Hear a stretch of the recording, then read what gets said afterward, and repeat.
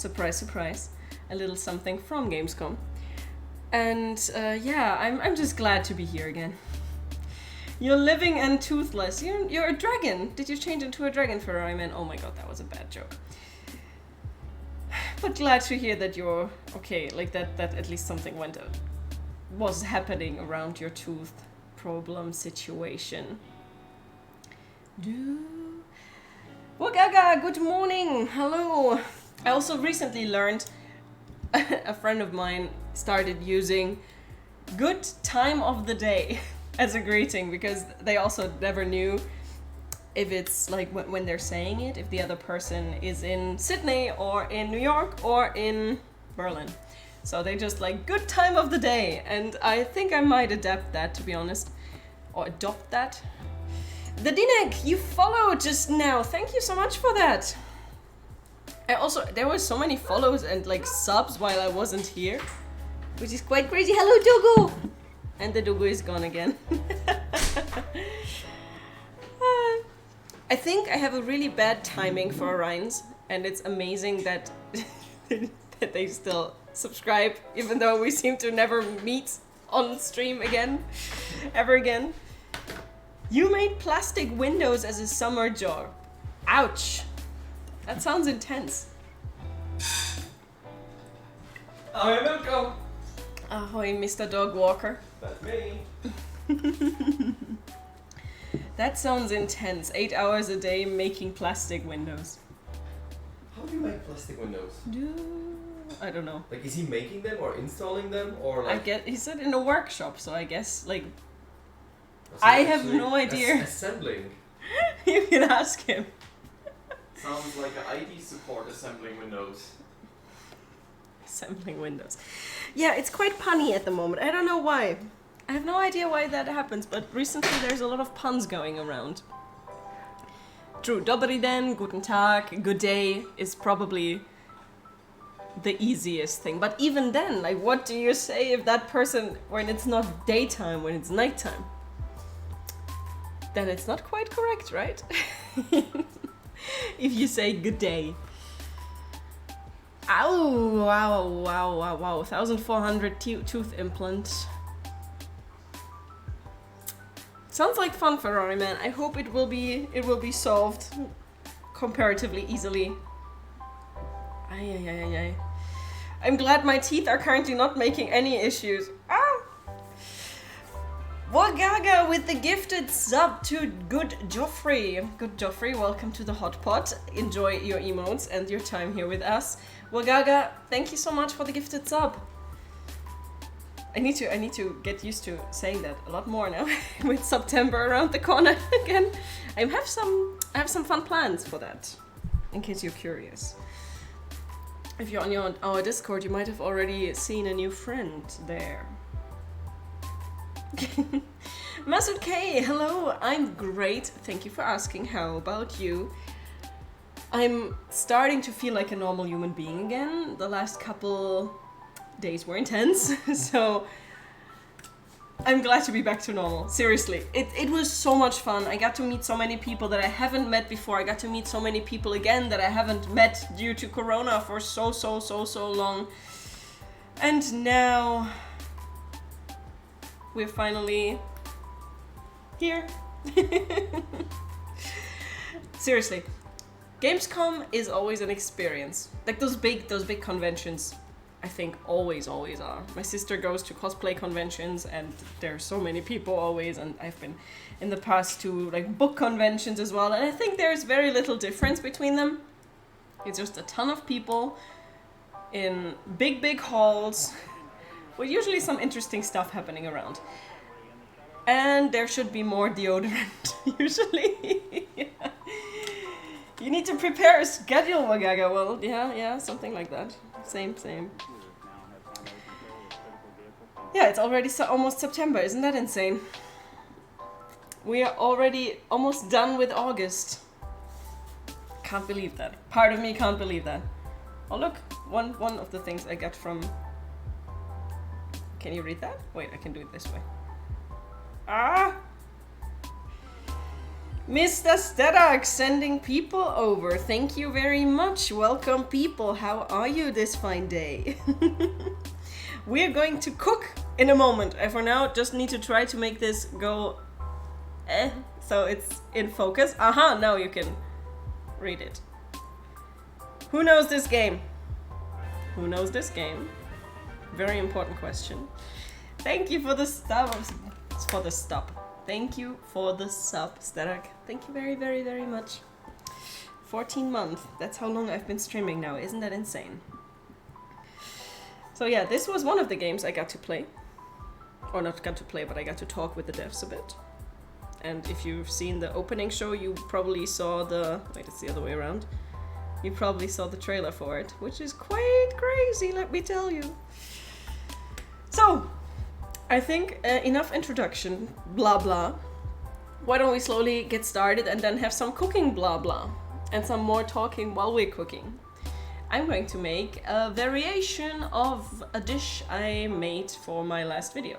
So last video, in case you don't know, last YouTube video was inspired by Cult of the Lamb and it was a shepherd's pie. So today's dish is actually quite similar, but it is a vegetarian version. It's potato, lentils, cheese, and all in all with a nice green salad. And I'm so looking forward to that, because while Gamescom was a ton of fun, food is not necessarily something... It's not necessarily a reason why you should visit Gamescom. I'm going to say it gently. So yes, we're going to make some really wholesome comfort food. We're going to make a casserole with cheese on top and then potato slices and a nice umami, so kind of meaty tasting lentil mixture. And my mouth is slowly watering. Yaris, good morning! You pre-ordered the game. Oh, true, I saw it on Discord, Wagaga. I must admit that I have really fallen out of the pre-ordering business. It's not even so much a rule that I set for myself, but really just that a lot of times I'm like, is there really anything to gain from it? Is there really anything to gain? But yeah, the game that you pre-ordered, that's a controversy in and of itself, isn't it? Ay. By the way, we're talking about Hogwarts Legacy, if I'm not mistaken, so that's going to be fun. But before we're going to ruin our nice start of the stream, I'm going to get the potatoes ready, because that's how we're going to start. And peeling potatoes, cutting them, is probably one of the chillest ways to spend your time and to still be able to talk. So that's what we're going to do. Cutting board. It's also kind of funny, I'm wearing a Nintendo shirt today, and Nintendo wasn't at Gamescom. So this is, I guess, my contribution to a Nintendo at Gamescom situation. So, big potatoes. Easier to peel, easier to use for what we're going to do. Use the apple peeler to peel the potatoes. Well, Martin and I actually have that thing here. However, the problem is I don't want spirally potatoes. But I think you could make something fun with that. Now that I think about it, you could make like some hurricane potatoes or something like it. Maybe some other day. You stand by your statement that pre-ordering is bad for gaming industry. Good that you did it anyway. Where is my peeler? Always searching for it. I mean, there's not that many spots where it can be, so yay! And by the way, this is the first time, for whatever reason, I never had a proper pen here. I always had a pencil. And I finally got some pens from Gamescom, so this is my big achievement, and I can write my recipe notes with a pen instead of a freaking pencil. Don't know when was the last time you wrote something with a pencil. If you write quite a bit of text, that shit can get quite hurtful. It's a bit harder. So, we're going to peel these nice potatoes. They have been washed, but we're going to peel them completely, so you can also skip the washing, really. Dun, dun, dun, dun, dun. So I've been thinking about music to use on stream. for these streams, because obviously when I have my gaming streams, there's no need to add additional music to it. But I was thinking about maybe using gaming music, because to my knowledge, from what I've heard from people and from people using it, gaming music should be comparatively safe. But we will see if that's a good idea. Hello, Zelichko! Remember the pun you made a bit ago about the bok choy? If you check out our emotes on Discord, it's not yet here on Twitch, because I first want your people's opinion, if it's good this way. There might be a new friend to say hello to.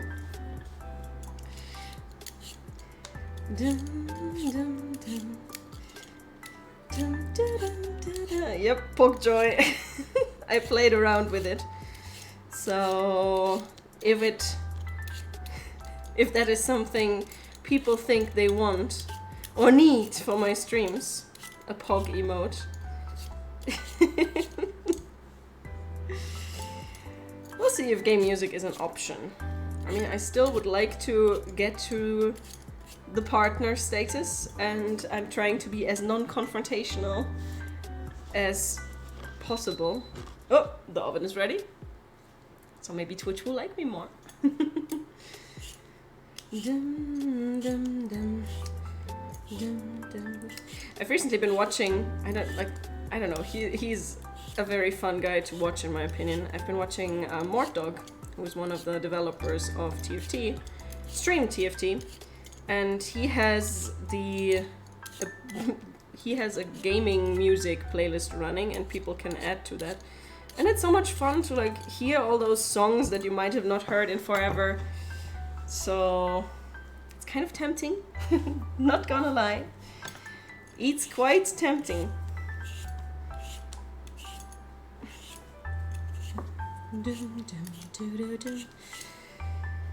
Peeling potatoes. What do you think? Is it a punishment? Is it relaxing? What are your thoughts on it? There were a couple moments. So I was at Gamescom from Wednesday to Friday, and there were a couple moments where I was like, okay, I would give a lot to just sit around and do some monkey work, not having to think, not having to plan the rest of my day, not having to run around finding the booths of the various developers to talk to. I walked more than 50 kilometers in those days, and my legs and my feet still kind of feel it.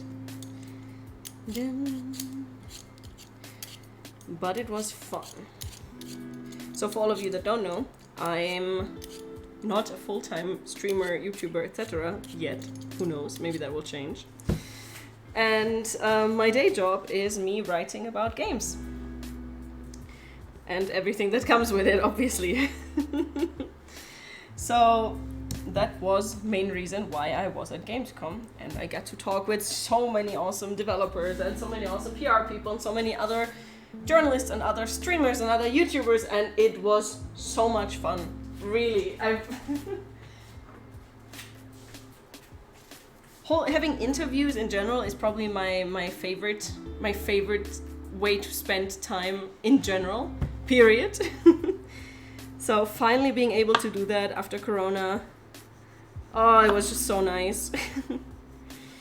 So I'm cutting the potatoes into roughly 5 centimeter strips. Slices. QB, this is potato. This doesn't taste good to you. So, doggos don't like potatoes. That's a new knowledge. There's a game called Atlas, and it has a banger soundtrack. Sarah played it on stream for a while. I need to look that up.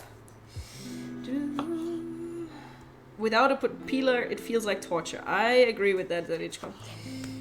But it's also kind of, especially when you do something like this, it's very satisfying. Interviews where? Interviews at Gamescom. Interviews with various developers. I got to talk to the people behind the new Ghostbusters game, who are so cool. I got to talk with the people that made the Lies of P, the Pinocchio Souls-like game. I got to talk with the guy behind the second Tesla Grad. So much good times. I must say, I had a ton of fun with various games, from indie games like Desta or Fall of Porcupine, or personal highlight in the indie variety, AK or Arca, which is a little red panda game. Surprise! And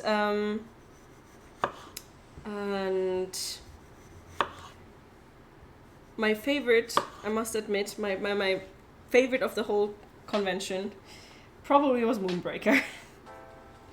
Not only because the game was fun and the implication that Brandon Sanderson wrote the whole lore universe is also pretty damn cool, but it also has a paint mode. And the developers were so nice. Zyrex, there were not recorded interviews, not in a way of like me standing in front of a camera and talking with them. They are all for the written world. But who knows? Maybe some of the amazing people I got to talk to will be up for cooking with me and talking with me about games. Who knows? That would be kind of fun, right? I guess I need to grow a bit till I'm a bit more relevant, till that is possible. But who knows? Who knows? I got to talk to Dev of Tower of Fantasy also, which was a lot of fun. I would say there's very few groups of people that is more creative and more passionate about their art than gaming developers. Seriously. I will, for example, also got to walk past the booth of Massive Monster, which is the people that made Cult of the Lamp, and I talked with one of them, and he explained to me how they how they animate their characters with a program called Spine, which I've never heard of, and now I need to definitely take a look at it. So now we have all these nice slices here. Ta-da! I could just take this. Idea for a future recipe: cut potatoes like this, add some cheese maybe on top, and just take it like this and put it in the oven. I wonder how that would turn out. No idea. So, potatoes peeled. This is now the first step. They go on a baking paper covered sheet pan, one of my favorite terms, as you know. Salt, pepper, a bit of oil, and then they're going to be baked for a bit. Pre-baked, so later on we won't have to sit here for way too long. Exactly, Zyrex. Who knows? Maybe some developers would be in the mood to cook with me. I mean, I already, I think, kind of established myself as a bit different from the rest. Because instead of having normal business cards, I made cookies. If you have been with me for a while, you might remember them. I, a while ago, made red velvet cookies based on the game Friday Night Funkin'. And I made about 100 of those and brought them with me as a edible business card with they were wrapped, and there was a sticker at the bottom with my contact information, and that was my business card. And people were pretty interested, pretty impressed. It was a lot of work, but it was a lot of fun, and it's always cool if you make people happy. Like, a lot of them were telling me how they got so busy they rarely ate the whole day, and then in the evening they remembered that they had my cookie and were so happy that they had something to eat at least. So the idea is there, and at least interest in my cooking is also kind of there. So who knows? First path of partner, then cooking interviews with devs, and then the world domination. That's what we're going to do. Ansem, hello. Good day. How are you? I think we need 2 of these. Or do I cook them on top of each other? I might. They're only getting pre-cooked, so they shouldn't cook all into each other. If you're making only like a 2/3 of the portion or half the portion or something, obviously it will fit better onto one blech, onto one pan, sheet pan. It looks kind of nice. Doesn't it? Have I thought about making a cookbook? Oh my god, Anson, every day, every day. If you think about it, my stream recipe archive is already kind of a cookbook. And if you look at my recipes on YouTube and you combine them, you also have a kind of a cookbook. But who knows? Maybe if there's enough interest, I might do that. Maybe. I would love that. I mean, who wouldn't love to have like a book? We already have one author in the family, so why not have a cookbook author? You're making something similar sometimes. Potatoes at bottom of baking sheet, then a layer of onion, tartar sauce, layer of meat, and cheese, then bake. That sounds also kind of dope, but not quite what we're doing today. We're going to pre-bake this now. I'm going to just add a little bit of salt all over. And a bit of... I'm not even sure if I want to add oil or if I'll just bake it like this for a couple of minutes. This is now just for pre-bake, because later we're going to layer potatoes, lentil mix, potatoes, cream sauce, and cheese on top. Potatoes, lentils, potatoes, cream sauce, cheese on top, and bake that. So this is just like the first step of the adventure. And no, your English doesn't suck. English is to be learned and to be used, and if it's not perfect, who the F cares? Who's watching the Artemis launch? Is a new, wait, Artemis? Rocket? Satellite? Space shuttle? Something from SpaceX? What is it? What is that?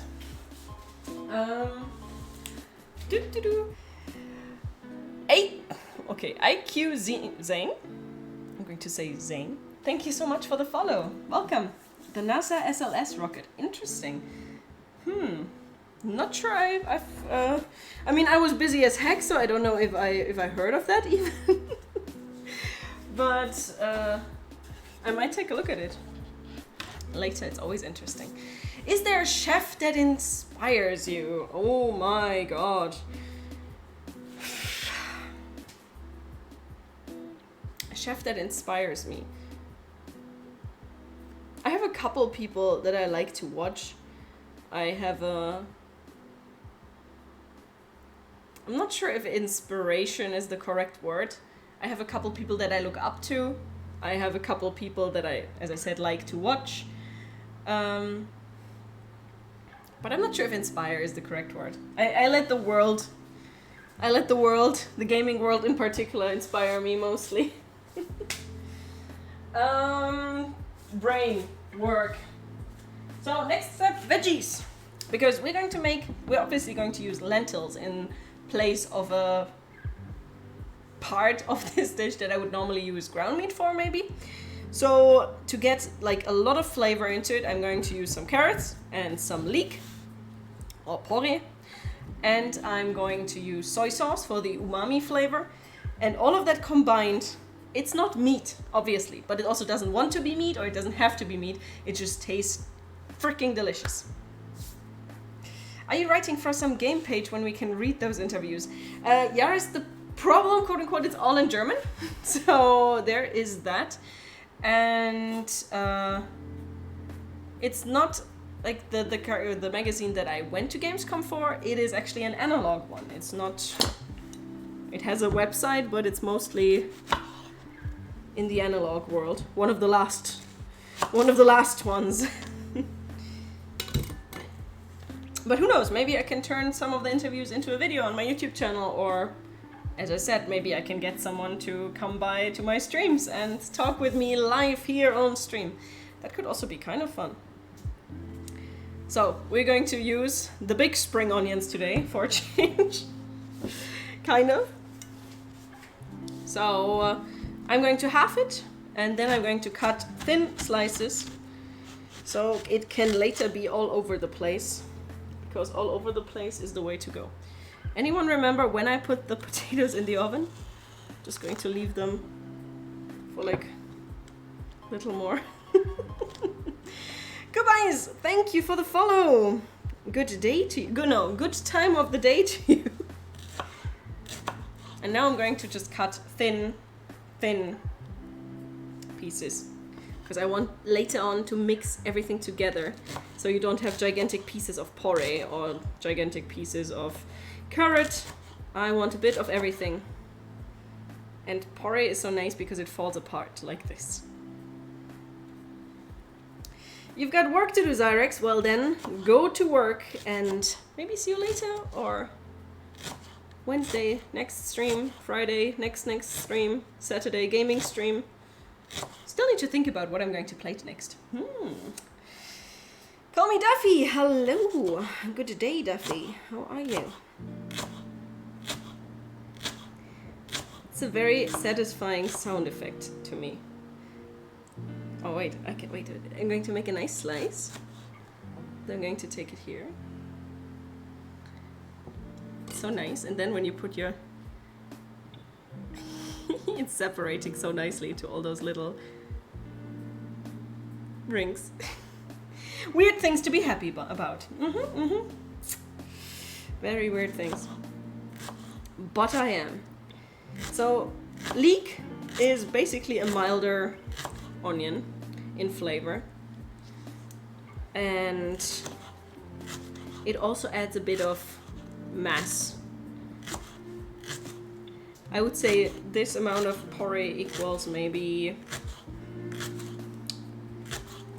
like in onion flavor, maybe like a small one, something like that.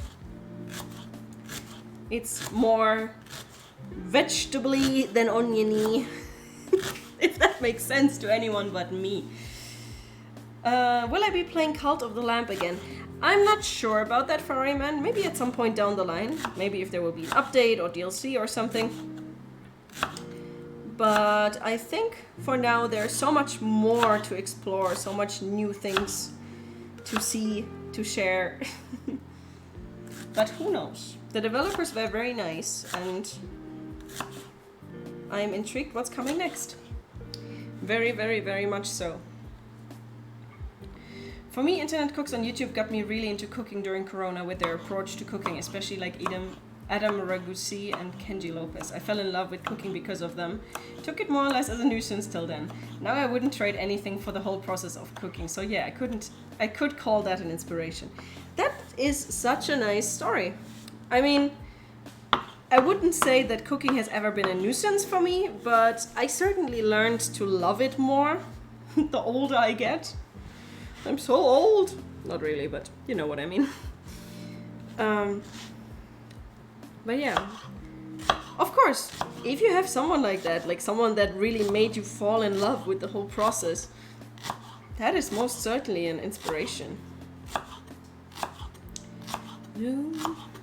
I mostly follow a lot of cooks on Instagram. My cook Instagram people and me following the hashtag Red Panda are the things that make me love Instagram so much. I can just open it and I see beautiful, beautiful, beautiful things. Josh Wiseman, okay. He's a bit of the on the controversial side, I would say, Zelichko.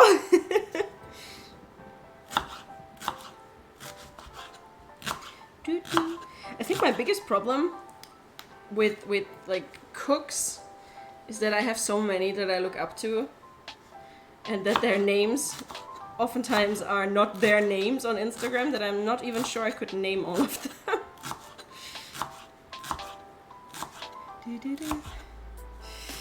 I don't know, I for example, I'm not really the biggest fan of Josh Wiseman. He's a bit too much for my taste.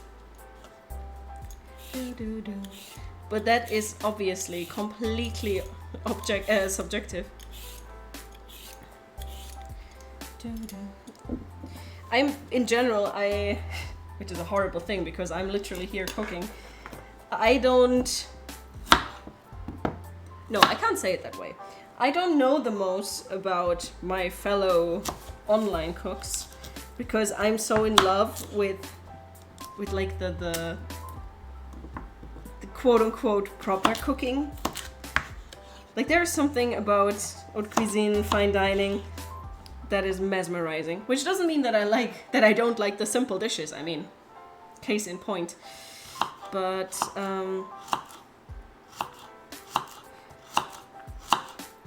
yeah, I just like it when dishes are made with a lot of care and then put on a plate with a lot of care and maybe a bit experimentative. There's still a dream of mine to go to the Alchemist restaurant in Denmark, in Copenhagen actually.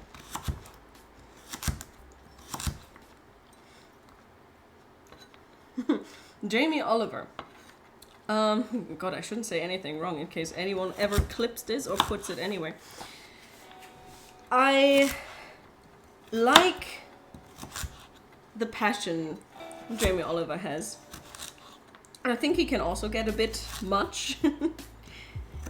But to me, in his shows, in his videos, he always shows quite a bit of passion for what he's doing. It's maybe not going the traditional ways or the right ways. I think there was the thing with the cooking rice the correct way. But yeah. For example, someone I really love to watch cook is, her last name. Nadia, the winner from the Great British Cook-Off a couple years ago. She's one of those people that I could watch on loop.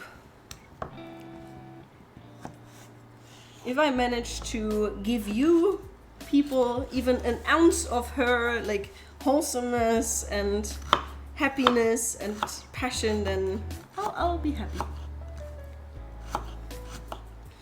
Need to be careful, can't look up too much because otherwise I'll cut myself again, which is not advisable, shockingly enough.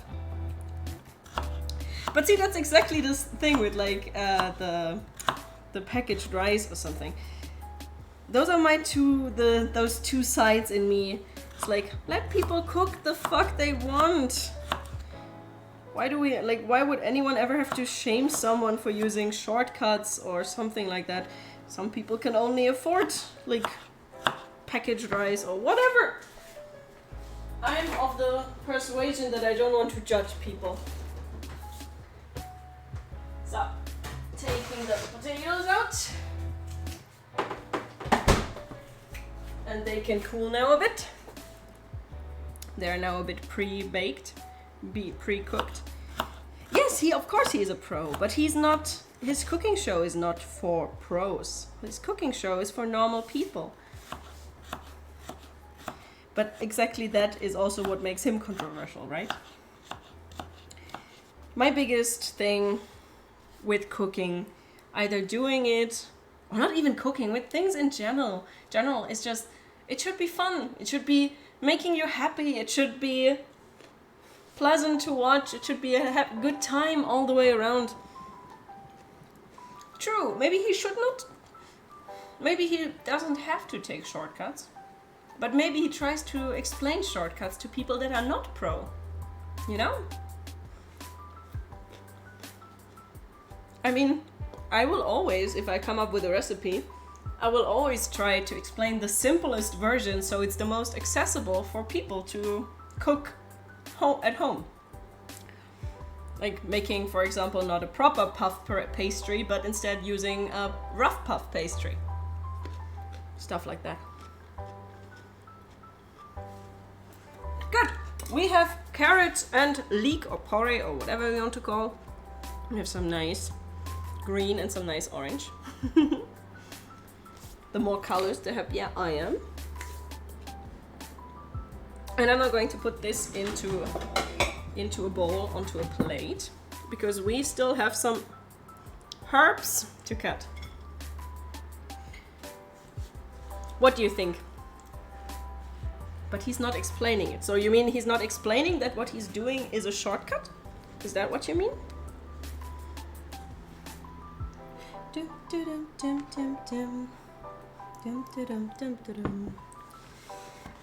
Muhaha. Sometimes I have this weird urge to just throw this above my head. It's maybe not the best idea because then I would have to clean it. Speaking of cleaning, can anyone imagine having to clean a convention center after something like Gamescom? It's really interesting when you stick around for a bit longer and then there's like stuff everywhere, and then the people go around and clean up, and I feel sometimes so sorry for them. Not sorry for myself because I get to eat this later. Ha ha ha ha. I will never judge anyone for shortcuts, and I think there's also always the way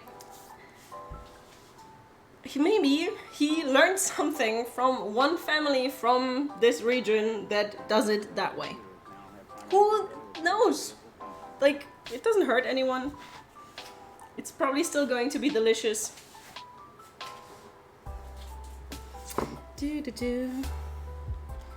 Now we need chives, and we have time. We have a lot of time, but like this is it. We have the time goes later into the meat, quote unquote, and the chives, those are going to be used for the salad dressing later. The little straws. Imagine at some point people would start using chives as straws, because obviously those are like good, right? Like some people use macaroni, why not use chives? You don't even have to make them, you can just take them. If a leek would be hollow, or if spring onions would be hollow, you could use them very well for straws. Maybe not the best idea if I imagine like drinking my Coke or even just water through a chive straw, but yeah, well. Well.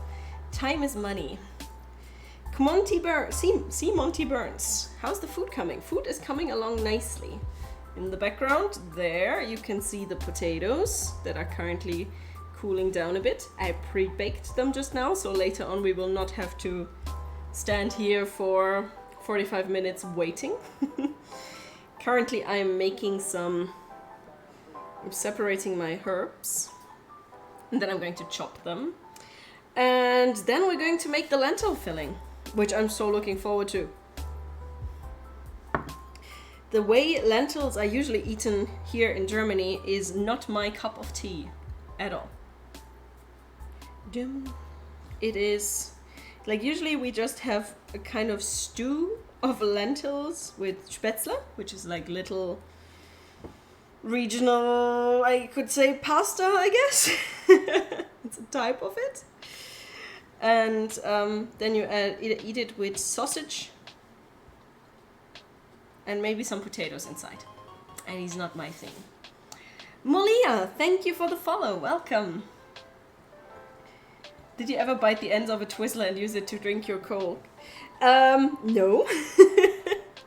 I don't think in Germany you can even get Twizzlers, sadly. So from that, I'm guessing you might be American, potentially. I don't think I've ever had a Twizzler, but I've heard about that. I've heard about using it as a straw. Your German grandma made Spätzle. Well, then you were in for a treat. I love making Spätzle. Maybe I'll make those someday on stream. Spätzle, especially how we make it, we don't make like the normal, we don't make normal Spätzle. We usually make what we here call Amseln, which is, my god, what is Amsel in English? Amsel. Google, what is Amsel in English?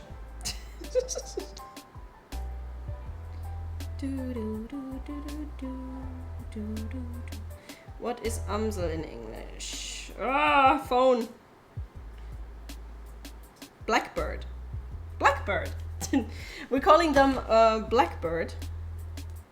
and they are basically like Spätzle but really, really thick and big, and so they can really like take all of the juices and all the sauce. You're going to ship me some Twizzlers. Ooh, and that is very, very tempting. Sauerbraten is actually something we had on Gamescom. That was funny. Like one of the parties, one of the developer parties, instead of the usual very healthy like salad bowls and stuff that you get a lot, which is also good, don't get me wrong, but it's sometimes not that filling. One of them made Sauerbraten, like a pork roast, not Sauerbraten, but a pork roast, with potatoes and with cucumber salad, with a really nice thick gravy. And I think pretty much everyone there loved them for it, because it was one of the only proper foods I think that was there. So, all of the time. Time takes a lot of time. It's kind of ironic, isn't it? Kind of ironic. And isn't it ironic? Don't you think? A little too ironic. And I really do think. Weird, there are Twizzlers normally at Czech e-shops. Germany has some weird rules. As we talked recently, we also don't get Cheetos around here due to some weird lawsuit years ago, because a German company, they trademarked Cheeto, so it's C-H-I-T-O, Cheeto, and that makes it impossible to get normal Cheetos here, which makes me sad. You put ginger cookies in your gravy, okay. I mean, Lebkuchen is actually also something. Do you mean like gingerbread, or do you mean like a ginger snaps, or how they're called? Yeah, I know that I'm not missing out necessarily. Cheetos are not the be all end all, but I'm kind of, you know, sometimes you're just in the mood for something, and that's that at the moment. If you can't have something, then the temptation immediately is like 20 times bigger, I would say. At least 20 times as big. If I could just go to the shop and buy them, then who cares?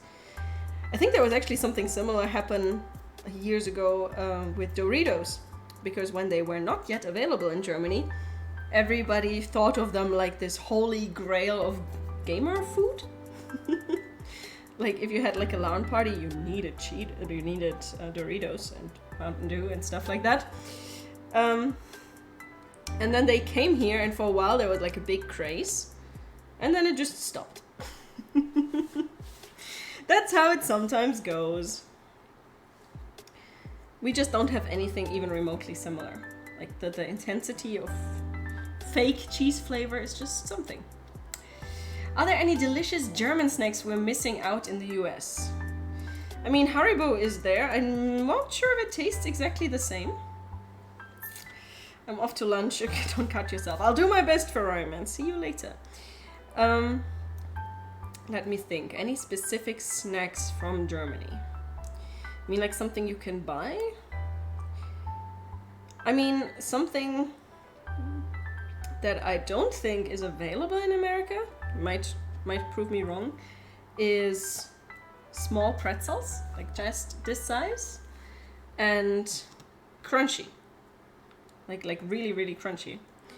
And when we were younger, we always dragged them through butter. Not exactly the healthiest thing, but very, very good. Yeah, I mean, you definitely get like an inferior version of chocolate, so I'm not sure about the Haribo. Doritos are the Doritos of Germany. See, that's the problem. I'm not big of a snack person. I mean, there are a couple gummy bears, a couple things like that. One of the best, I'm not sure if you can call them snacks, but sweets that you can get here easily, but that are a bit of a pain to get anywhere else in the world, is the Werther's Original, which is like cream caramel bonbons.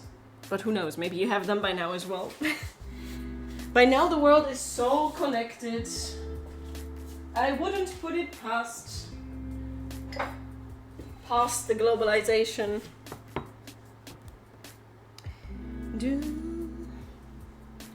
Sometimes I'm really having a hard time like thinking about what is German and what is just like international by now, which I think is honestly most of it. So wait, I'll actually chop this a bit finer. Hashlerki. Yeah, well, that is very Czech. That is a very Czech thing.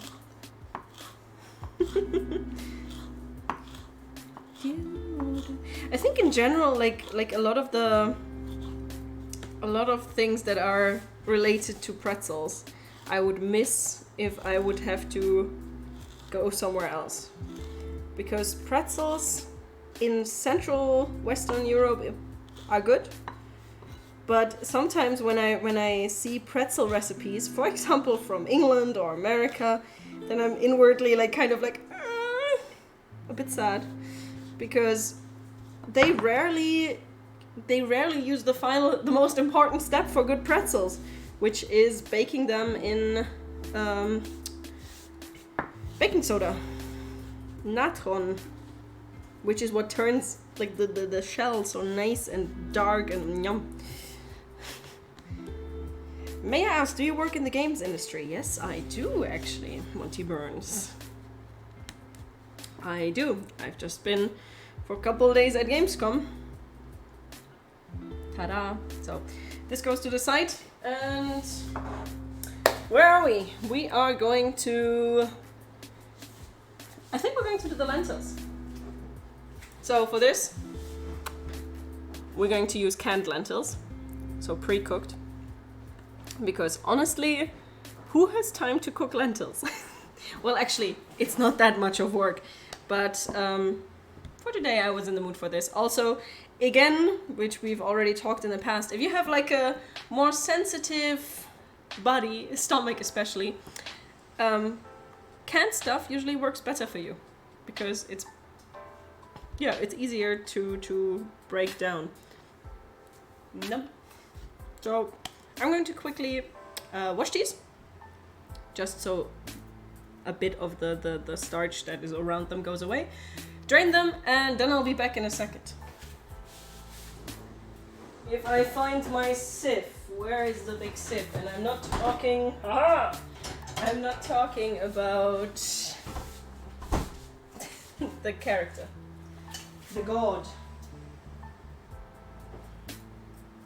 Oof. Let's hope we're not losing any.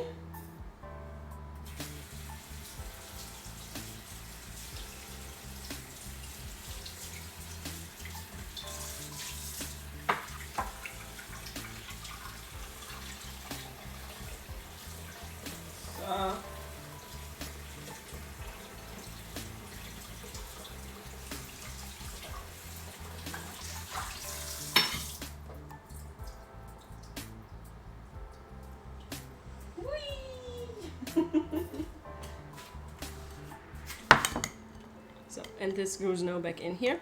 Sometimes if they're from a can, they're stuck together, so this is also the moment where you can ruffle them up a bit, ruffle their feathers. Your favorite easy dish is lentils with Provençal herbs and merguez and herb salad. I mean, lentils are so beautifully versatile, which is making it even worse that one of the only ways to eat them in Germany is as part of a very simple, in my opinion, not that interesting stew. But you can make so many awesome things. There's actually a video on my YouTube channel with lentils where I made lentil balls. Well, lentil balls with two types of mojo dip. Mojo rojo and mojo verde. So, lentils aside, to the side, and now we have some cream, which we're going to add some salt, some pepper, and thank you for the follow, Monty Burns. Why is the C in front of it? Shall I say C Monty Burns? Or is it Smonty? So many possibilities. And then I have some... See, it's also a shortcut. some broth powder.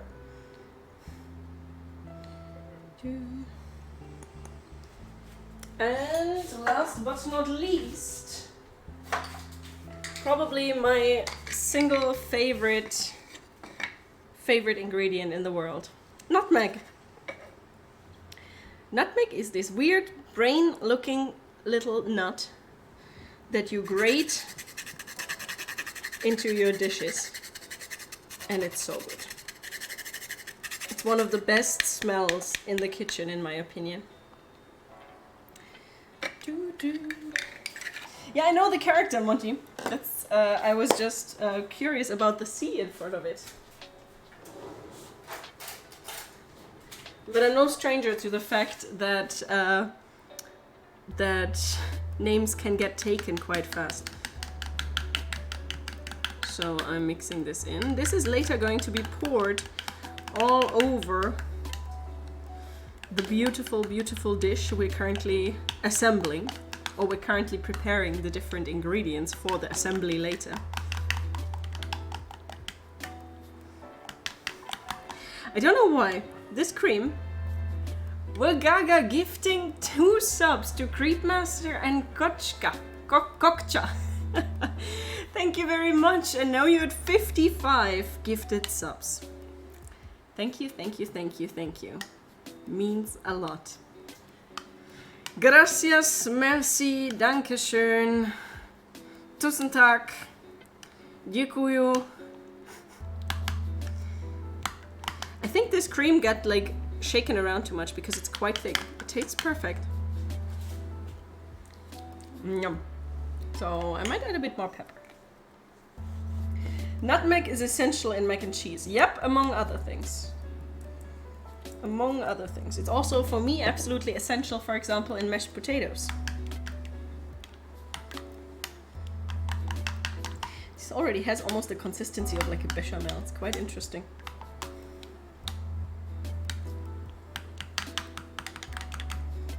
So.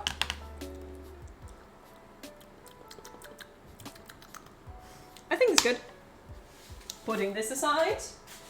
And now, on to the next trick, which we will need our little stove for. So we're now going to prepare the lentil mix that goes into our casserole. But first I need to drink something.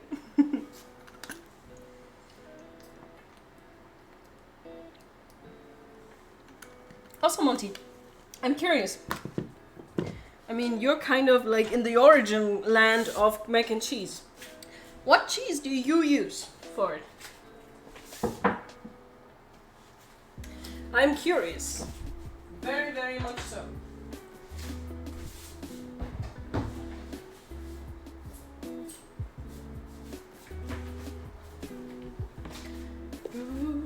Little stove.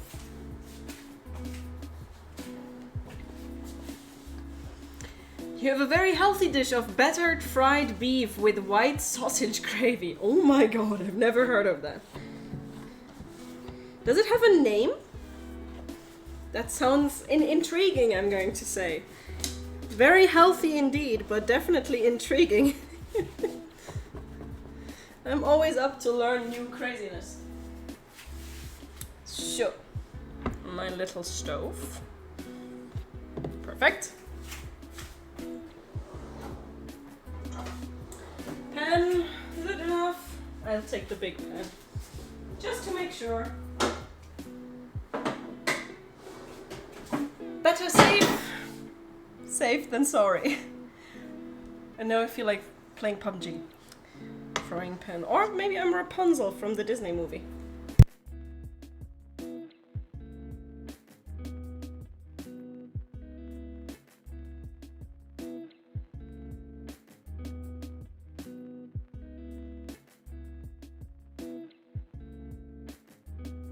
Going to put the nice microphone a bit to the side so you're not getting too much noise.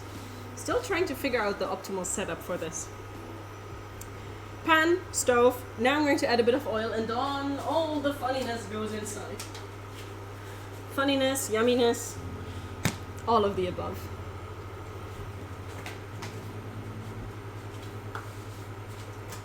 So, lentils go in there, and all the veggies. It smells so good. It smells a bit unusual because it's this mixture of sharpness from the like oniony, porry leek situation, and then the really sweet part from the carrots. It's fun, but also, yeah, a bit strange. I think if you smell it for the first time, it's like, is this how it's supposed to be?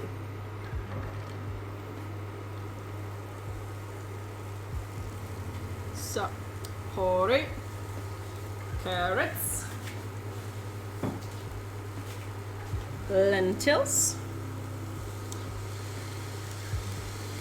You haven't perfected mac and cheese, but you like cheddar, Gruyere, and Gouda. That sounds like a good mixture. I'm very partial to cheddar in there as well. It adds a bit of the horrible oranginess that you associate with the dish, I would say, without it being artificial. This looks nice, doesn't it? In a way, lentils oftentimes remind me of like little clams or little like the mussels you can eat. Like it's. Can I close this so you can see it actually? Camera, can you do this? No, not 100%. Exactly, it needs to be a bit orange, right? It's a weird situation, weird problem to have. This already smells so good. I'm curious how much steam my camera has to live with today. But true, pecorino, like the slight salty sourness of the cheese would also work really nicely. And now we're going to add some fun stuff. We have some tomato paste that doesn't want to leave its bowl.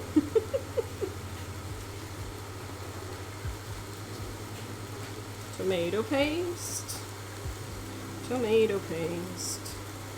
does whatever tomato paste does. Mustard is also an ingredient I really like to use in mac and cheese. Not the most common thing, I think, but I really like the flavor it adds. And now the fun time. Cayenne pepper.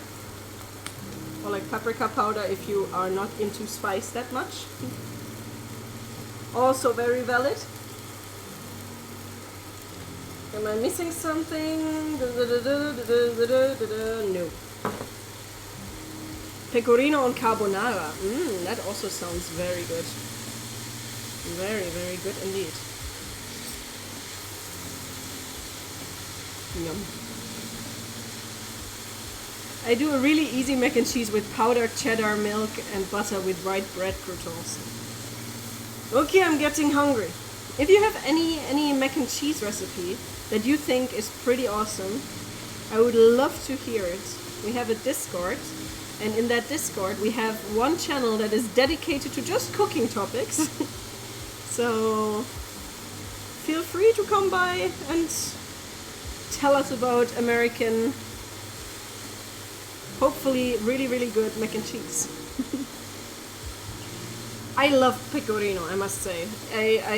In my opinion, it's very much superior to, for example, Parmesan. Although Parmesan also has its usages. A right of existence. In traditional carbonara, there is not really any cheese, but on top, yeah, pecorino is pretty classic. I mean, the traditional carbonara is really just pancetta and egg.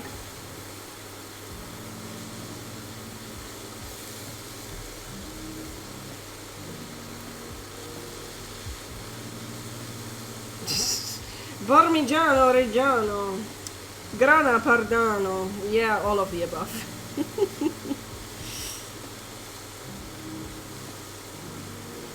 So, nicely mixing everything together. And now comes the umami fun part of this. Which is soy sauce. Might sound a bit weird at first, but it really adds just this amount of depth you want.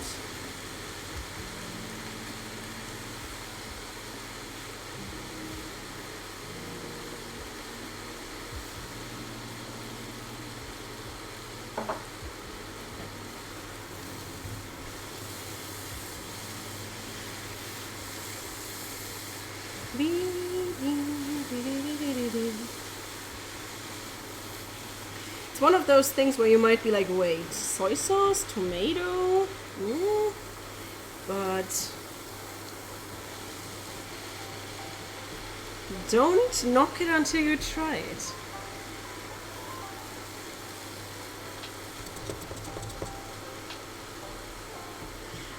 I completely get that, Monty. Like having MSG, it adds some flavor to dishes that you would before say it's missing still. But it takes a while to get used to how to use it. There's a lot of natural MSG in a couple ingredients. Yum. So, some salt and pepper, I would say. Definitely pepper. Everything in life needs pepper. Ask Tony Stark. I'm so looking forward for when this is empty and I can finally get normal freaking pepper again and not having the pre-ground one.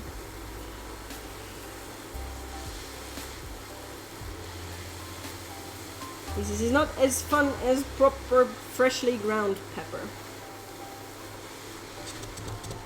So, I mean, yeah, true, with like an egg fried rice or something like that. Well, obviously the actual act of using MSG is not difficult, but to find the right balance and the right dishes where it works nicely.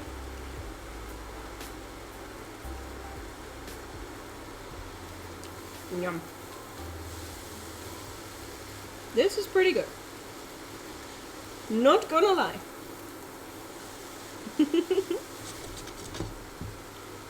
And I think it's also pretty done. It's going to get baked sometime still. So it doesn't have to be 100% perfectly done now. Especially the carrots take a bit longer. Ahoy Radio! Why does it smell so good? Good day. Why does it smell so good? Because it tastes good. You want to try? Yeah. The guinea pig has arrived. The guinea pig. Alright, let's give you...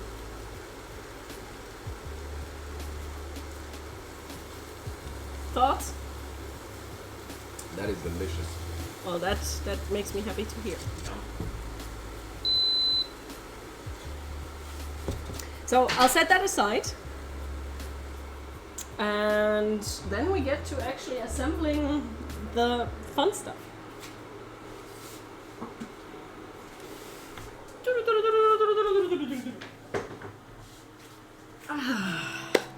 And I forgot to add the time. I'm going to quickly do that. See, that's the good thing when you still have cooking to do. Even if you forget an ingredient, it's okay. My mom used to add Maggi-Würze to lentil stew. I mean, soy sauce is basically the same thing. Not the same thing, but a very, very, very similar effect, Molia. True, very, very true. I also think there's not a single German household that doesn't have that stuff. Speaking of...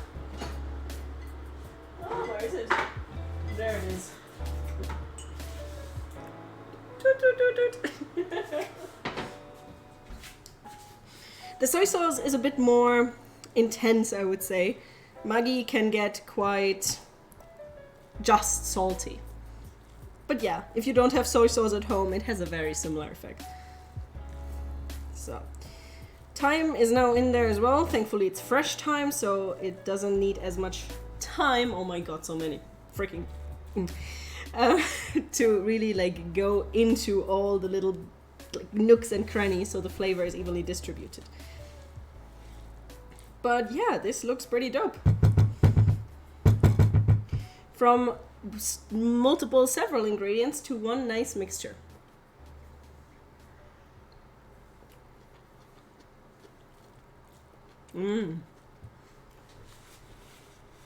Thyme is one of those ingredients, or one of those herbs that works in so many different ways, in so many different cuisines. And I love it. Oh, turned off the music. There it is. Good. Now I can set this aside. And then we're going to get started, I think. Let me check. Yeah, assembling.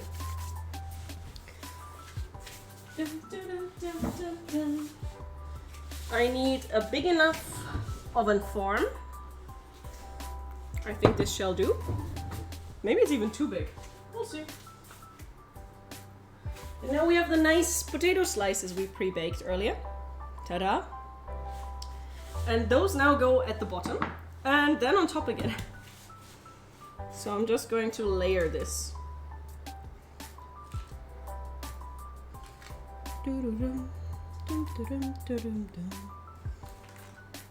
Thyme is a top 3 herb. So what are the other 2 for the top 3, Monty? I'm intrigued.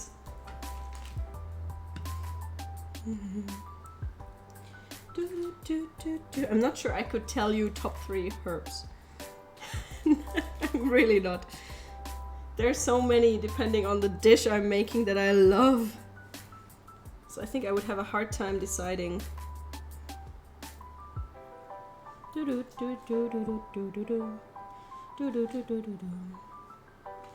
So I think this is roughly half. Basil, thyme, cilantro. See, cilantro is probably the most controversial herb in existence. But I mean, it is proven by now that depending on your DNA, you either love it or it tastes like soap to you. So it's actually not necessarily your individual choice if you like it or not, which is kind of making kind of fun in my opinion. So we have the bottom layer. And now comes the nice lentil stuff. You love to cook Mexican, so cilantro is essential. I mean, I understand, but even though I love Mexican cuisine, I still prefer to eat it without the cilantro because cilantro tastes like soap. And it's so annoying. Because as you say correctly, for real Mexican cuisine, or also a lot of Thai or probably a shit ton of different cuisines in the world, cilantro is pretty essential. And here I am, one of those poor people that doesn't like it at all. It looks so colorful, doesn't it? Looks autumny. I have a very, ooh, did I just hit the bottle or the microphone? I hope it wasn't too loud. I have a soft spot for oregano, well, because I love to cook Italian or Mediterranean, and oregano is amazing. I think I would have to agree on the basil also. But then I also love parsley. Chives are also awesome. Some American word I'm too American to understand, too European to understand. Exactly, cilantro is like a different way to say coriander. But I, for example, love coriander seeds. I love to cook with them. Love, love, love, love, love. They could also work really nicely in this dish, to be honest.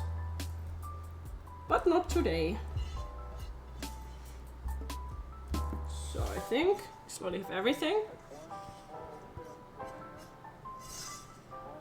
Ta-da!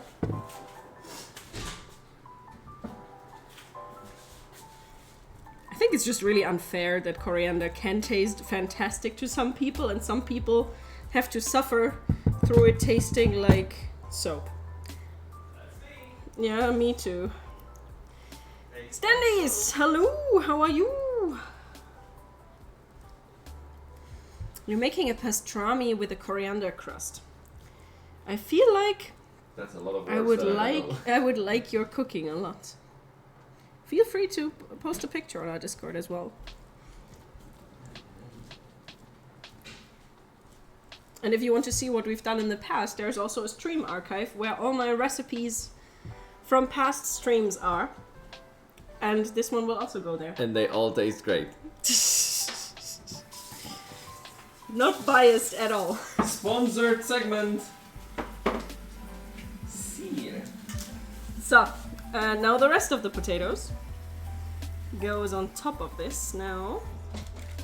I'm so looking forward. Oh, you're making noise again in the I background. am very sorry, but I was thirsty and I didn't want to come and interrupt, and now I'm thirsty too much, so we have to suffer all. So the rest of the potatoes go on top. How is it? Potatoes.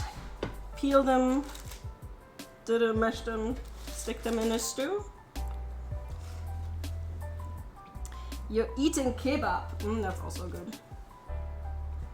I was dying for some vegetables the last couple days on Gamescom. It's crazy. Like, I don't think I would go to Gamescom as a visitor. I don't think I could do it. I would go crazy waiting for games, hours in line. I probably would.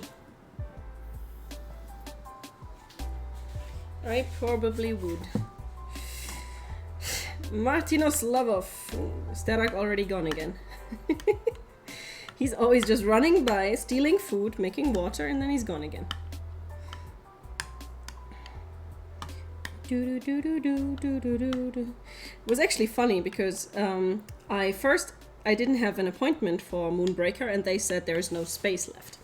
Then I went to the actual booth and talked with them there, and like played the game, and it was a lot of fun. And I managed to bug it because I am very talented in this regard. I'm going to add a bit more salt to the cream mix.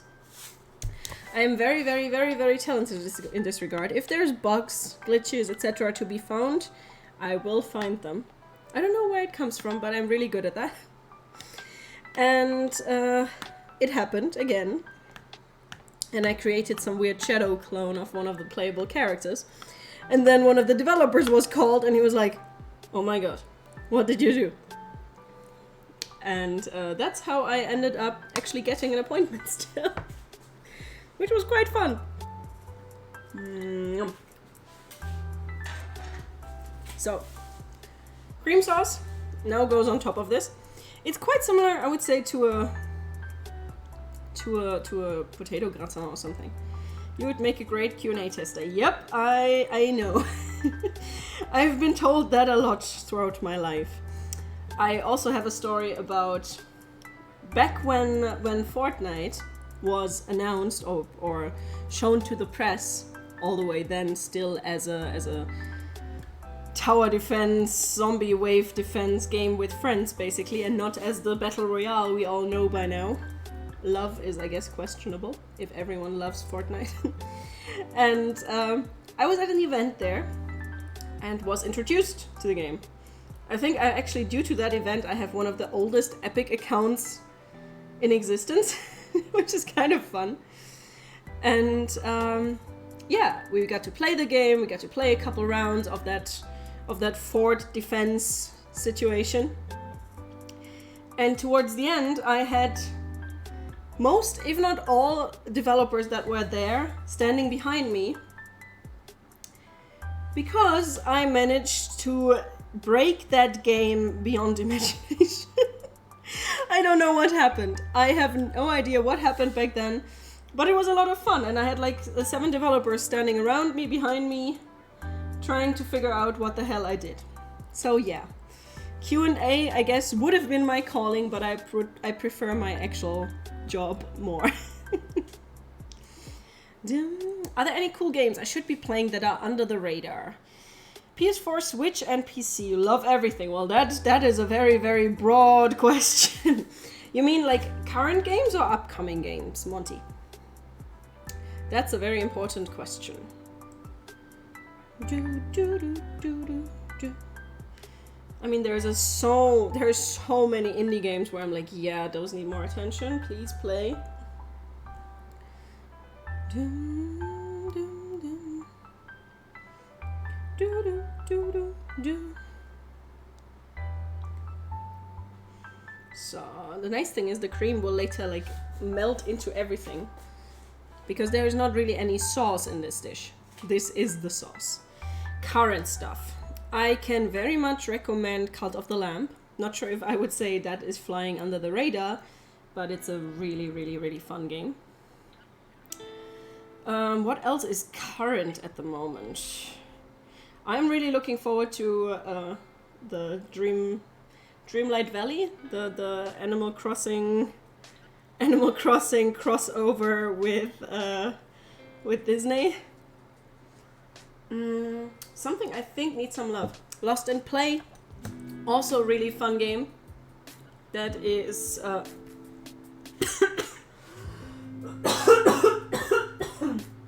talking and eating, not a good combination.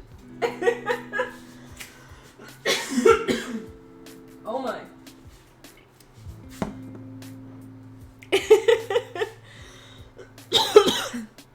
Lost in Play is really fun. It's a mixture of like it looks a bit like Gravity Falls, and it is a point and click with little mini games throughout. A lot of fun. Currently in early access is, oh my god, how is it called? Kukos Lost Pets. It's a game with up to 4-player co-op, currently in early access. That is really a lot of fun. That I'm definitely going to play some more. Played Up, also a co-op game that we've been playing way too much in the evenings recently.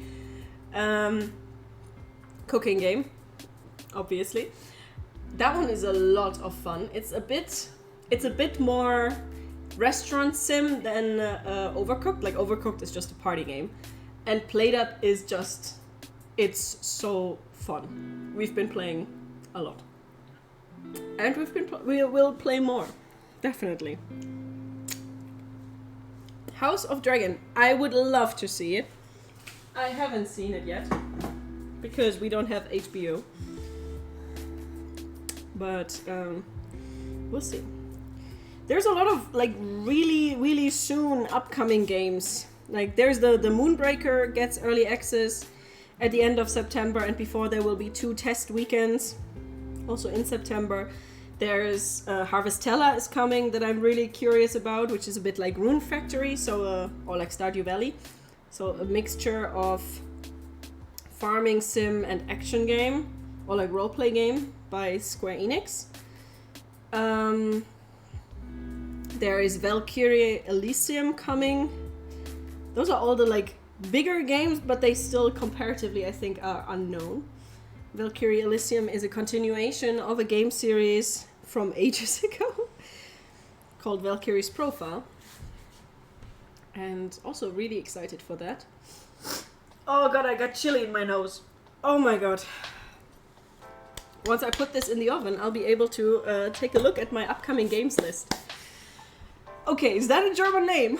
If yes, Lange Henne, thank you very much for the follow. If not, Lange Hen, thank you for the follow in any case. So, I'll show you again.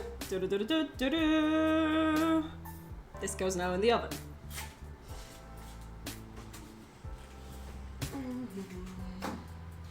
I'm so excited, I just can't hide it. I'm about to lose control and it is German, woohoo! Then Lange Henne, thank you very much for the follow. What is a long chicken? Where does that come from? I'm curious. I mean, I know long pig, which is oftentimes in like slightly dark, grim stories, or like I think maybe even, I wonder where it comes from. I've never heard of it. It's like a way to describe human, like if you eat human. Yup. So, another game is Cursed to Golf. Really interesting. A little to the left, we've played that in our demo days a while ago, where it's a sorting game. Doesn't really sound like a game, but it's a lot of fun. Should also come out very, very soon. Temtem is leaving early access very soon. 2 more games. Potion Permit. No Place for Bravery, also coming in September. Solstice. There's so much happening. Yeah, I think that's like for this month and the upcoming one. There's probably about 1,000 more that I'm currently not remembering. It's a little play on words on the place where I come from. Ah, okay. No, my brain will wreck itself trying to figure out where you're coming from. Minute of Islands is a cute puzzle game from last year. Minute of Islands, I have to look at that. Doesn't ring a bell at the moment. Oh, you built a Raspberry Pi, trying to hook it up. Oh, that is interesting. A retro Pi. Fun, fun, fun. Good, we have all the big steps out of the way. And now we're going to make the side dish, basically. Where is my cutting board? Here. Because as a last little thing, I want to make a salad. Because while this dish is very, very delicious, it's also going to be quite heavy, comparatively. So, reusing your cookware, your dishes. I'm going to make a quick dressing, just vinegar, oil, salt, pepper, and maybe some like the chives I'll add here. I was thinking about adding them later, but I think I want them in the dressing. So chive cutting. Schnittlauch for the Germans. The game where you fold space and creating weight. True, we also played the demo of that. It's called Paper Fold? God, so much happening at the moment. Paper... Someone that has Steam open might be able to find it faster than my brain. I know what you mean, Standis, where you like have to fold over the pages to create new pathing options. And yeah, that was a quite fun game as well. The Unliving is also coming, I think, in October. The Necromancer game we played. Huh, how was it called? It was also on the Gamescom in the indie area. In general, there were a lot of cool games there. I got to play the Lightyear Frontier, the game where you are farming, where you're steering Paper Trail. That might be it. Where you're steering a farming mech in space on some weird, very, very colorful planet. Paper Trail, wasn't it some new version? Paper Trail. Yeah, correct. You are correct. There was another game that was called Refolded. This one we're talking about. Paper Trail. Thank you, Lange Henne. That was also there. There was also the game where you're accompanied by a dog and slowly bringing color to the world. I think it's something with north, going north or something like that. I got to play Aka or AK or Aka, whatever, which is a game about a little red panda who's kind of like a war veteran, and he came home and he's kind of tired of life, of war, of everything. And now he's living on an island, and it's a bit like open world crafting, meeting people. It's made by a single Canadian developer, and I'm really looking forward to it. And I'll use half of it for the dressing, and half of it I'll use for decoration purposes later. Because we need to make stuff look good, obviously, right? In German, you would say, das Auge ist mit.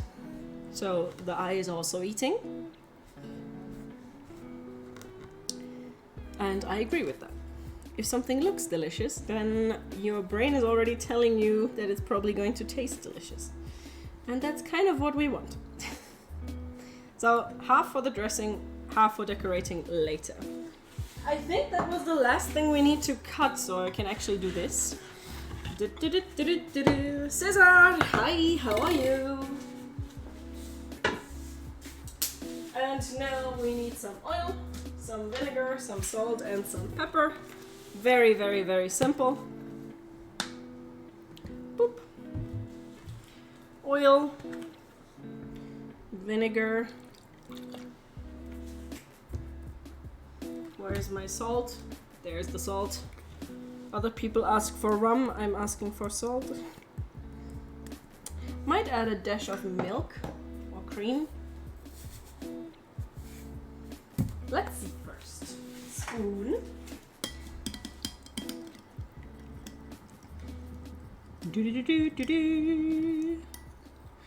Black bowls are always so nice to work in because or black plates, black cookware, black dishes in general, they make just everything look better than it could under normal circumstances on a white plate.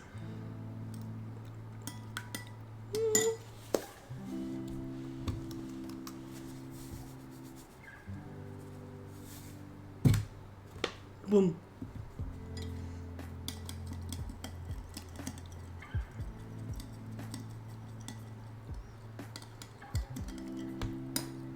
Yeah, I think I'll add a bit of. Maybe I'll add. This is now the moment in time where I'm thinking too much about what I still have in my fridge.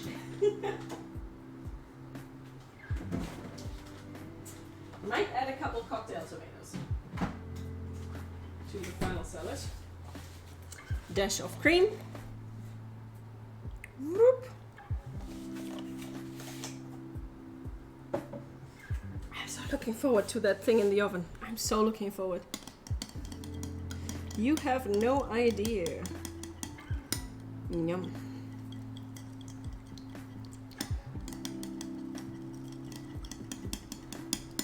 Might also chop a clove of garlic and add it.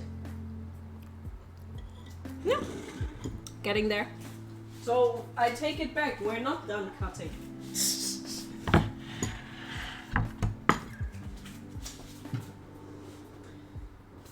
We are not done cutting at all.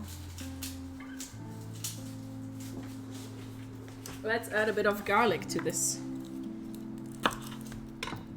That's the good thing when you have something in the oven. You don't have to stir, you don't have to worry. You can just leave it in there and meanwhile do something else.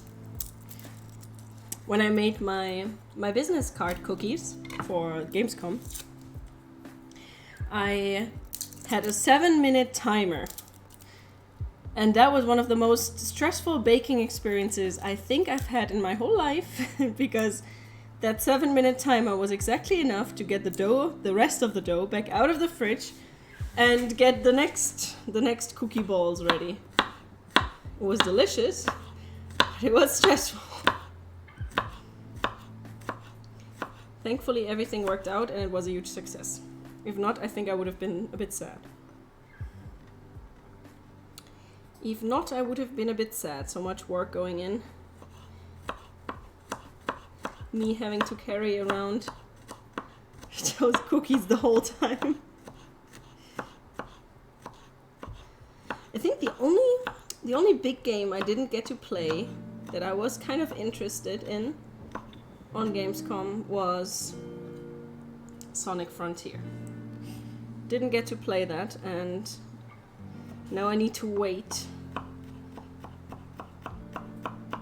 Because Sonic games are one of those things. I grew up playing them. All of them. All the variety. From the games on Game Boy Advance to the games on Dreamcast, GameCube, PlayStation, whatever. Everything.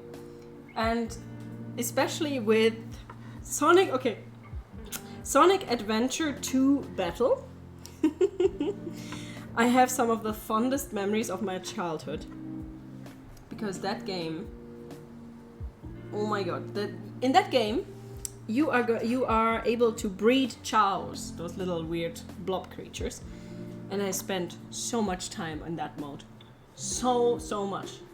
For all I care, they could release a Sonic game that is just that aspect, and I would already be like, yep, thank you. Floppo, hi. You mean what I'm making today? I am making a lentil potato casserole gratin situation, which is currently in the oven. And while that is baking, and hopefully the cheese is bubbling up and turning golden brown, I am making a dressing for my side dish, which is going to be just a rather simple green salad. Because that thing in there is quite heavy, carb heavy, and I want something light and refreshing with it. It's the same logic as I like to add, for example, corn salad to my pizza. No idea what it is. Well, I guess then you have to stick around a bit and then you'll see. You know? This goes here, this goes here. Wonderful. You're back, Ferrari man. Woohoo! Welcome back.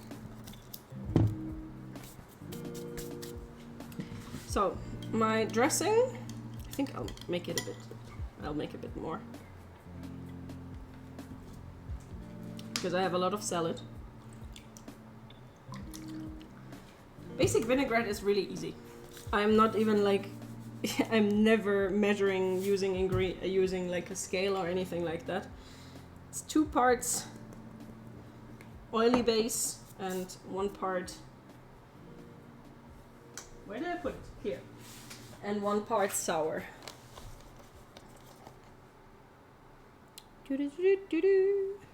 Looks so nice if you have like the little sprinkles of cream floating in there.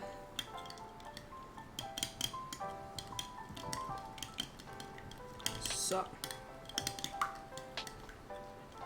dressing done. Yum. Very sour, but I like that actually. Putting that aside, and now we're going to set up the actual salad part, so the lettuce. Bowl, come here. Big bowl, because there's nothing more annoying than if you have not enough space in your kitchenware, in your kitchen equipment you're using. Good.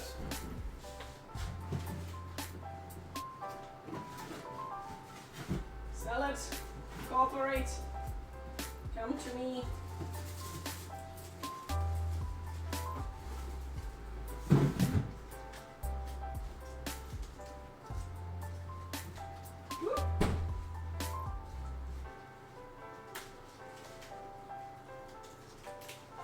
The salad cooperated, finally.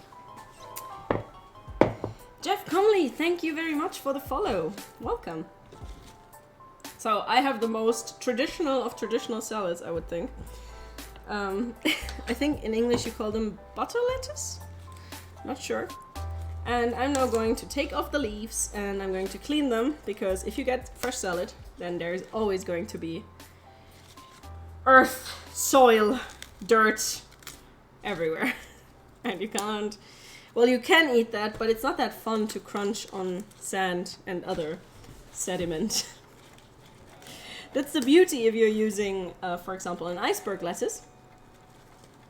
Because those, they're so tightly wound together that you oftentimes don't even have to clean it, because it's so tight that nothing gets in. You can also see that when I'm separating these leaves, the closer I get to the core of it, the less soil there is. So if you want to have salad, but you don't want to have all the work, see, there's almost nothing here, get iceberg lettuce. My personal favorite, see, I have a I have a favorite salad.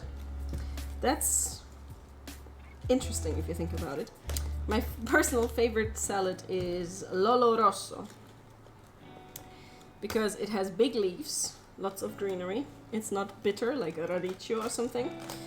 And I think I'll actually put the ones that are already clean aside so I don't have to double my work. Yep. And it has like a crinkly texture, which makes it so any dressing sticks better. Like you still have to mix it nicely together, but it sticks. And that is wonderful. Because any time I can save, not talking about the herb in this situation, any time I can save is good. Good. This, now we're slowly nearing the beautiful heart of the lettuce, which when I was younger, it was always like the little treat with my grandma. It's like this. It was pretty cleverly done to get the kids interested. It's like, who helps me gets to eat the heart of the salad. Not sure what that tells you about me and my siblings, that we wanted to eat the heart of something. But you know. Good.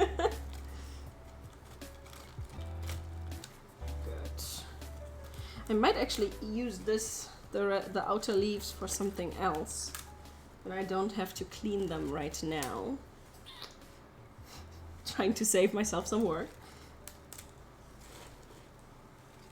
See, now we're in the complete center. And you get those yellow, really crinkled leaves that are very, very young. And they're the crunchiest part of the whole thing. And you get closer and closer and closer. And until there are no more real leaves to pick apart. And you have like this little thing. And this is the heart of the salad. Isn't it cute? Weird thing to call cute maybe, but I like it. It's like a baby salad, a baby lettuce. It's something that that I actually really also as a kid love to just eat like that. Because it's sweet in comparison to the rest. Let's clean this.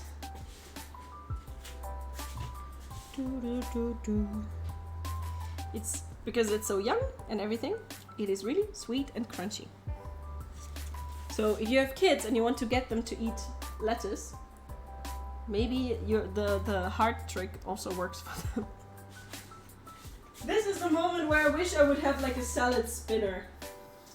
Because that would make a couple things easier and faster.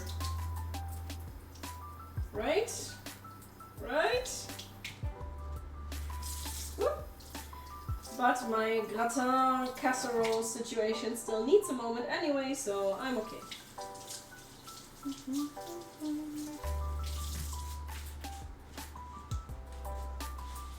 Salad spinner, where are you?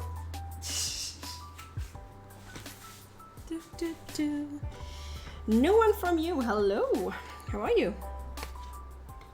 So you can cut this now, or you can rip it, or you can do whatever you want. I like to rip it into bite-sized-ish pieces. And then there's the center.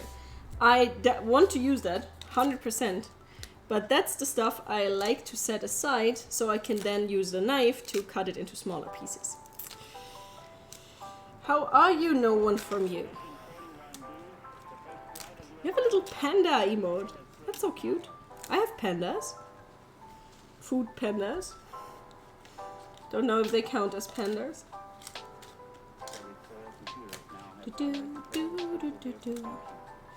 I love red pandas. Still haven't found the freaking red panda form in Cult of the Lamb. And I'm quite sad about that, to be honest. You looked up what I'm cooking today and you're quite excited. Ooh, that makes me happy. I need to take this Kladderadatsch out and to put this in. It makes me very happy. I hope the final product will look as good as it currently seems to be looking. I think soonishly I will turn on the the gratin option, so it's crunchy on top. But for now, we are preparing salad, right? So these bits, perfectly sized to like,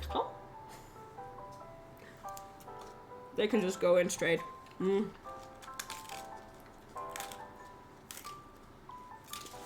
Anyone else often think about how vegetables and like fruit and stuff started out being eaten? How did people I mean, of course, people deciding, that milk from that cow looks kind of tasty, or let's try those weird things coming out of a chicken. That's a different topic. But even just like plants. There's so many that are not tasting good. Can't even see that. Wait, I'm a bad streamer. I should do it like this. This is one of my pet peeves when I'm going to a restaurant and the salad is not in edible sizing situations. Of course, it's easier to just take a whole lettuce leaf and put it in.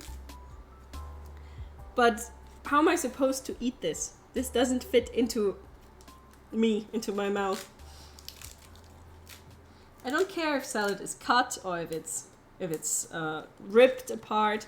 All of those options are very, very, very valid, but do I starve to death or do I eat this strange shaped fruit? But do you think it's always been that? Like always either starvation or eating a weird fruit? Exactly, so many people must have died while trying fruit. And I can't imagine that it was exclusively life or death situations.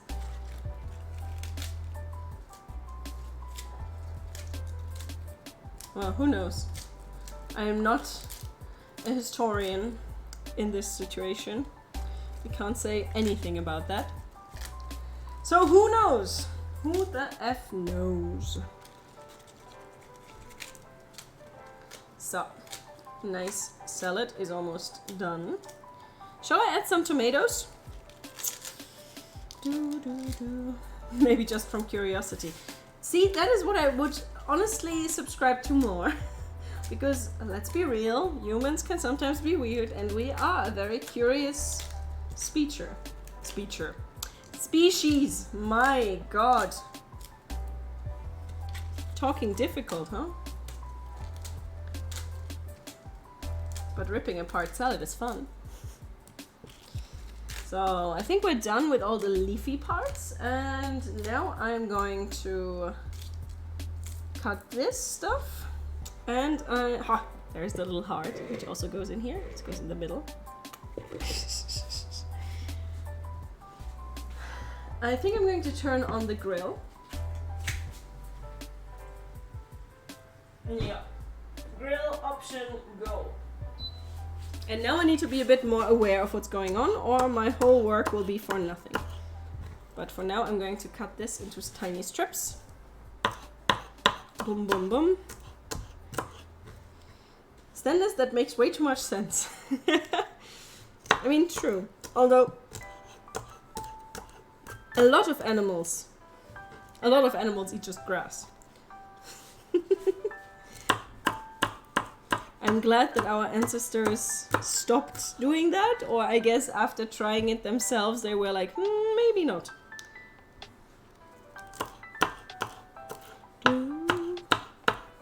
I could also rip this apart, but probably just faster this way.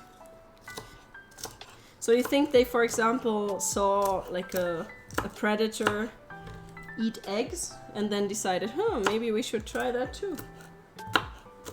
It's definitely a valid idea. Very, very much so.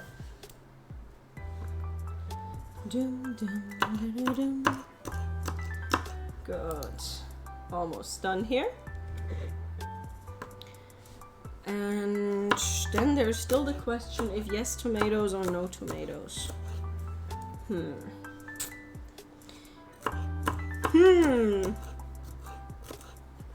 That's the problem. Well, when you're not 100% following recipes, there's so much There's so much optional content, so much you can do, but you don't have to do. Right. Right. Dun, dun, dun.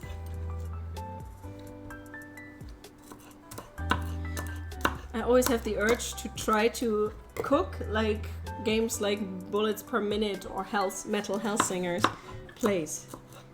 To try to stay in rhythm.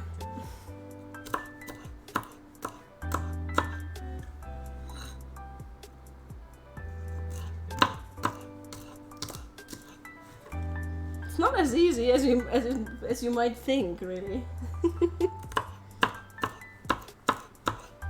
Maybe I should add that somehow. I was thinking about making the cooking a bit more, in a way, game showy. Could be intriguing. Like, now you have to use your other hand for 10 minutes. Stuff like that.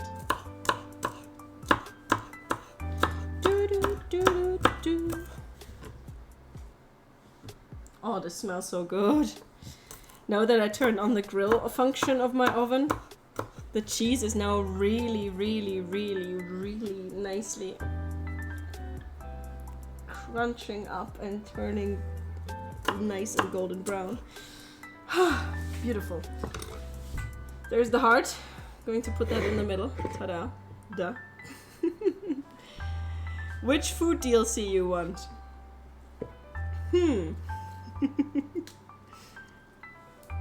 I think it would be fun. People would realize that something that nobody would think is edible actually turns out to be the thing to save or to like eradicate world hunger. I'm not sure what that would be. That would be a real life food DLC I would like to have. Yum! Looking great. So, dressing on top. If you're not serving this right away, don't add it right away. But because we're going to eat now, right after this, it is more than fine. And I actually... Wait, do I actually have those? I'm rarely using these. But look! I have actual like salad devices. Usually when we're just eating with 2 people, I just like there's not enough salad to mix. But today we have a bit of more salad, so it's kind of worth it to break these 2 out. Yellow lettuce part is best on salad. True! 100%, I agree. I 100% agree. Especially the heart. All the way in the center of the salad. Good. Like the bowl couldn't have been like even a centimeter smaller. Well, maybe a centimeter, but not much more. Good. Salad to the side. Let's take out the stuff from the oven. Where are my handles? Oven handles? Question mark? I don't know where they went. I guess we're using kitchen towels today. Happens.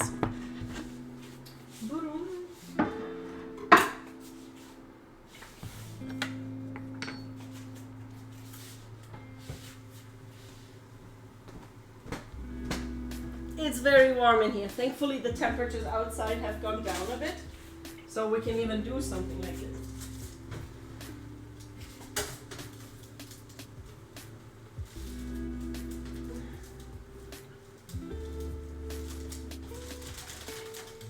No! Well, the paper wanted to come with me.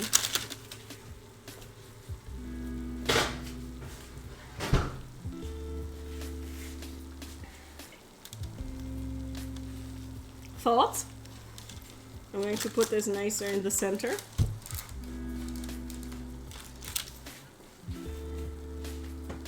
I think this looks pretty freaking dope. It's nice and crunchy on top. You hear the sizzle? Yeah, you should hear it, right? Oh, it's so good. Quite different from my normal shepherd's pie, but I am about the same level in terms of excitement. This looks delicious. I can send a picture to my guinea pig of what it awaits him.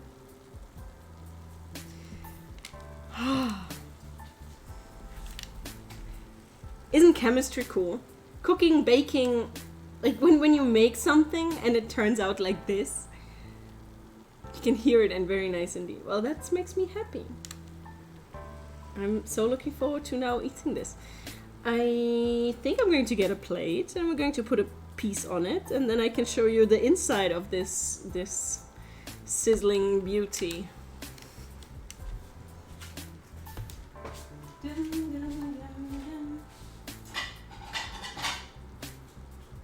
Black plate, of course, because black plates are superior.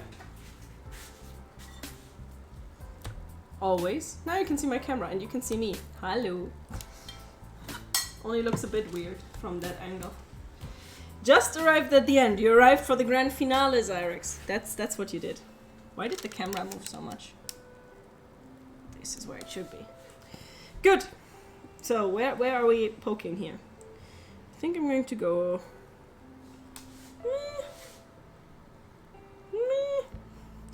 I don't know where I'm best going to start. I think I'm going to start here.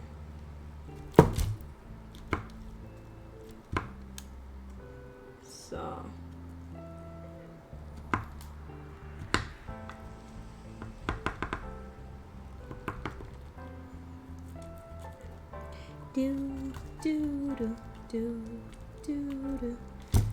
So,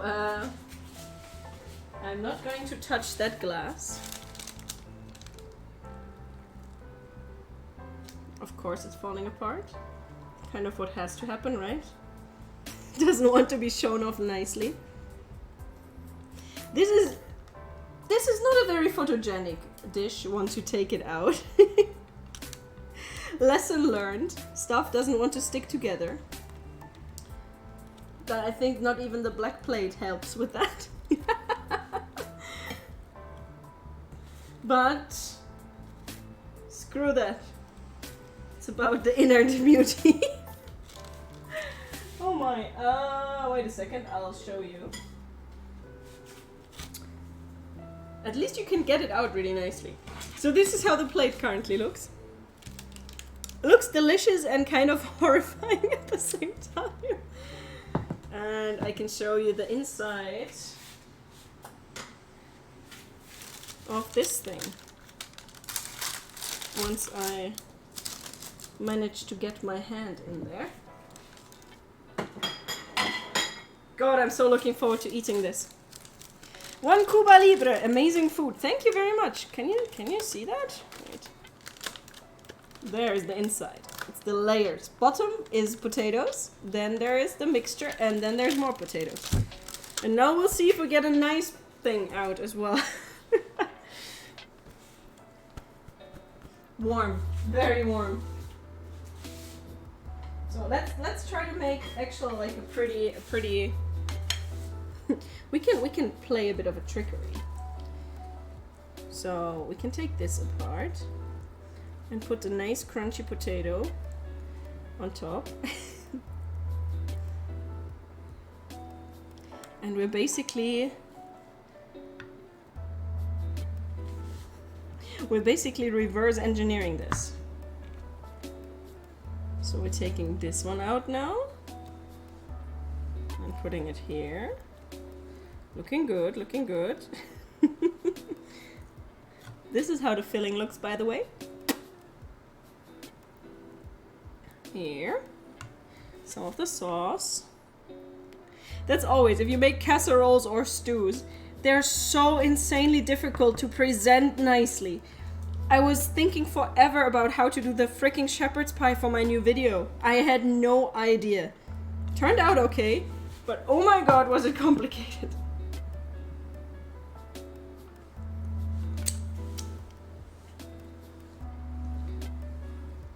But apart from the fact that it looks a bit messy, I think it also looks pretty damn delicious. Wouldn't you say so? Yum. Good, I'll put this to the side and we'll add some salad to it, huh? And then we'll try. Rough Vlogs, hello, how are you? This goes... The paper doesn't want to leave. So I guess the paper stays for now.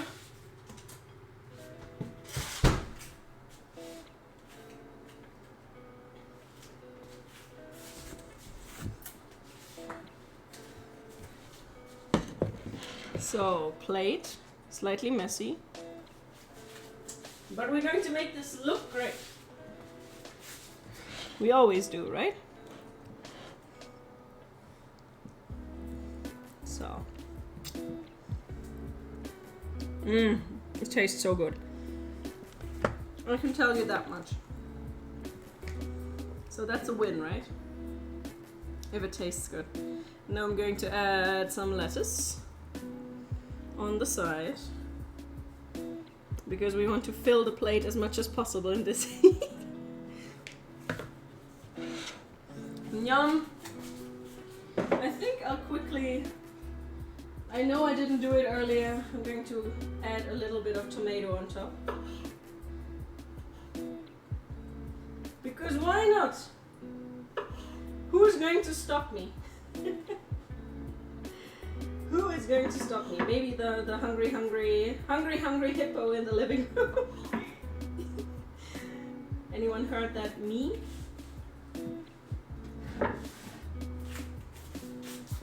So.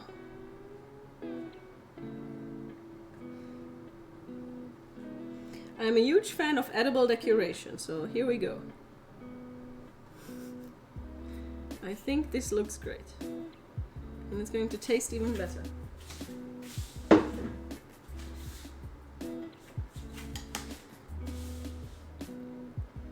And now the rest of the chives. Ta-da!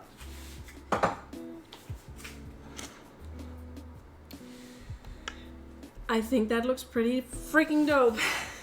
I must say personally. I mean, I'm complimenting myself kind of. But the cheesy, melty, creamy goodness with some fresh salad. I think that sounds like a plan, doesn't it? Let's take a picture. Yum. I want to eat that. So I'm going to eat that now and then give you my feedback, huh? Which I guess is a bit horrible always.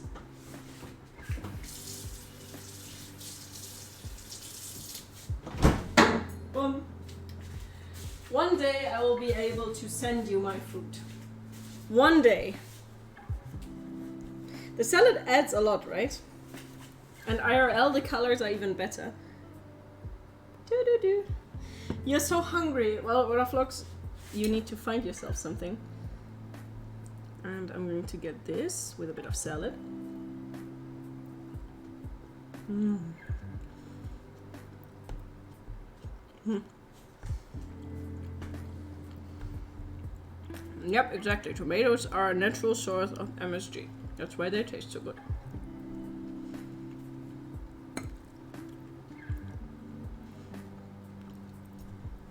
Mm. The really sour salad in combination with all the creaminess and this is one of those.